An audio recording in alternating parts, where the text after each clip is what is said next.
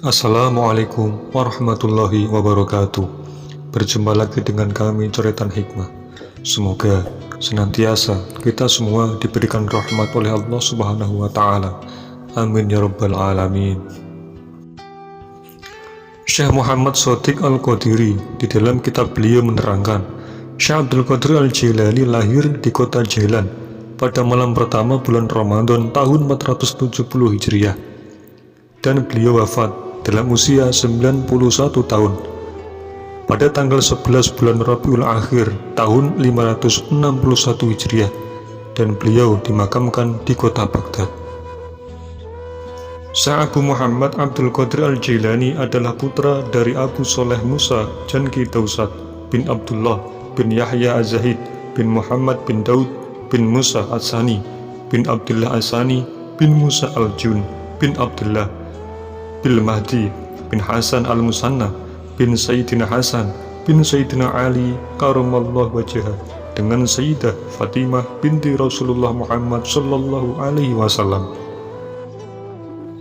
Dan sedangkan dari nasab ibunda beliau adalah Ummul Khair Ummatul Jabbar Sayyidah Fatimah binti Sayyid Muhammad bin Abdullah As-Sani Az-Zahid bin Sayyid Muhammad Abi Jamaluddin bin Imam Sayyid Mahmud bin Tohir bin Imam Abi Ridha Sayyid Abdullah bin Imam Sayyid Kamaluddin Isa bin Imam Abi Alauddin Muhammad Al-Jawad bin Imam Ali Ridha bin Imam Abi Musa Al-Kazim bin Imam Ja'far Shadiq bin Imam Muhammad Al-Baqir bin Imam Zainal Abidin bin Abi Abdullah Al-Husain putra Sayyidina Ali karamallahu wajhah dengan Sayyidah Fatimah binti Rasulullah Muhammad sallallahu alaihi wasallam.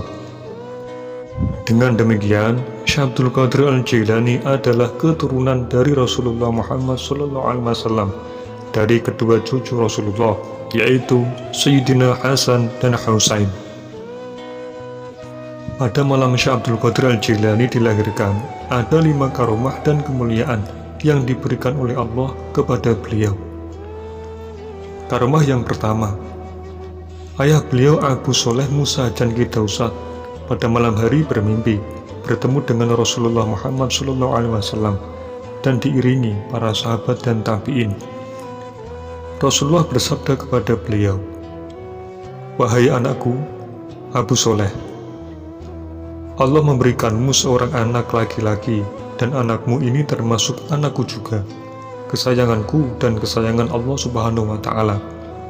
Putramu akan mendapatkan pangkat kedudukan yang tinggi di atas pangkat kewalian, sebagaimana kedudukanku di atas pangkat kenabian."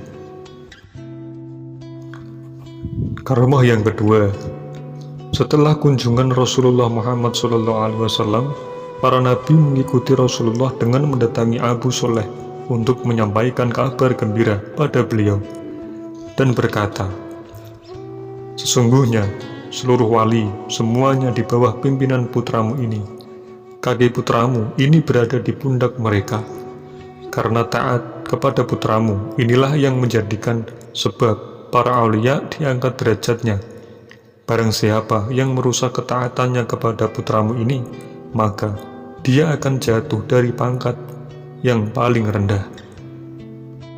Dan karomah yang ketiga, bersamaan dengan lahirnya Syekh Abdul Qadir Al-Jilani, pada malam tanggal 1 Ramadan, ada 1001 lahiran di daerah Jailan, dan semua berjenis kelamin yang sama, yaitu laki-laki, dan semuanya menjadi wali-wali Allah Subhanahu wa Ta'ala.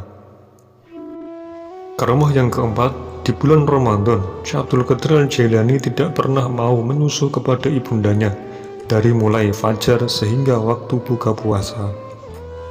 Dan karomah yang kelima, di pundak Syekh Abdul Qadir Al-Jilani nampak jelas bekas telapak kaki Rasulullah Muhammad SAW dikala pundaknya dijadikan tangga untuk pijakan Rasulullah saat menaiki buruk pada malam Mi'raj.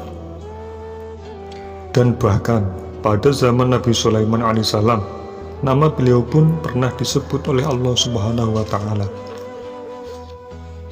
Pada suatu hari, Nabi Sulaiman alaihissalam sedang merenung dan melintas dalam pikiran beliau tentang kelakuan syaitan dan jin yang selalu mengganggu manusia. Di dalam hati Nabi Sulaiman berkata, umat manusia di zamanku ini selalu diganggu oleh jin dan setan. Mereka selalu menguasai hamba-hamba Allah Subhanahu wa Ta'ala. Padahal sekarang ini berada dalam kekuasaanku. Bagaimanakah nanti keadaan makhluk setelah aku tiada di dunia ini? Lalu Allah berfirman kepada Nabi Sulaiman alaihissalam, kamu jangan khawatir. Sesungguhnya nanti di akhir zaman aku akan menutup pangkat kenabian dengan turunnya kekasihku, yaitu Nabi Muhammad SAW. Dan kelak akan datang laki-laki dari keturunannya yang diberi nama Sayyid Abdul Qadir. Ia akan diberi kekuasaan untuk menguasai dan menundukkan para jin dan syaitan. Tidak ada jin dan syaitan yang tidak takut padanya. Setelah mendengar firman dari Allah Subhanahu wa Ta'ala, seketika itu Nabi Sulaiman menjadi tenang dan bersujud kepada Allah Subhanahu wa Ta'ala. Wallahu a'lam bishawab. Dan semoga kisah ini memberikan manfaat bagi kita semua. Amin ya rabbal alamin. Orang yang senantiasa mentaati perintah Allah Subhanahu wa Ta'ala akan selalu dijaga hatinya dari prasangka yang hina. Dan terkadang hal yang dapat mengingatkan kita kepada Allah ialah salah satunya sering mendengarkan kisah-kisah para kekasih Allah, karena itu sebagai wasilah untuk jembatan berdakwah. Bagikan video ini bila bermanfaat dengan tujuan kebaikan, insya Allah. Terima kasih. Wassalamualaikum warahmatullahi wabarakatuh.